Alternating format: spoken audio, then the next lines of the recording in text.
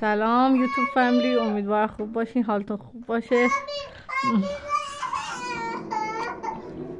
امیدوارم که همیشه خوش و خورم باشین. ترسم اینجا داره تاب بازی میکنه، حمیدم داره اینجا با نشسته رو صندلی سرفه میکنه، مریض شده، حال حوصله نداره. اینور شو موتو. ترسم چیکار میکنی؟ تاب میچرخه. حمیدم داره مستر بین میبینه کارتون. بزن.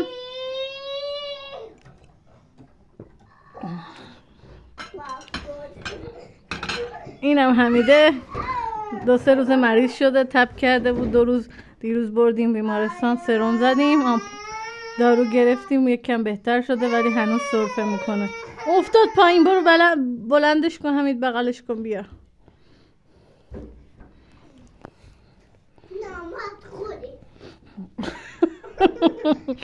میگه نامرد خودتی، به داداشش میگه. نگاه کن این شیطونی های این بچه ماه.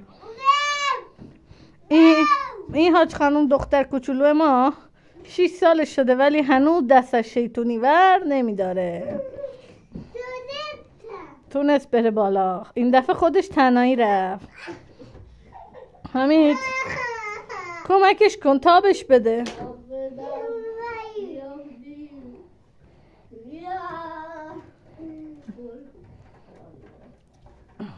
اونور شو حمید، دیده بشه طرفم. نه اونور، تو برو اون طرف پشتش.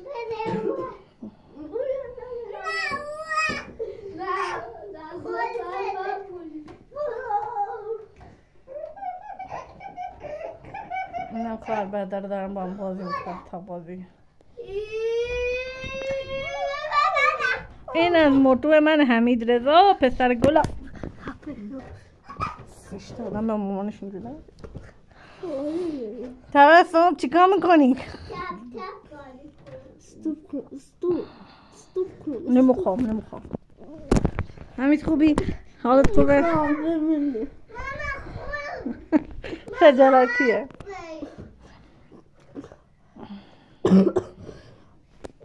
داره سرفه میکنه. تو صورت من نکن، برو اونوری. برو تو پتو، برو تو پتو. یکم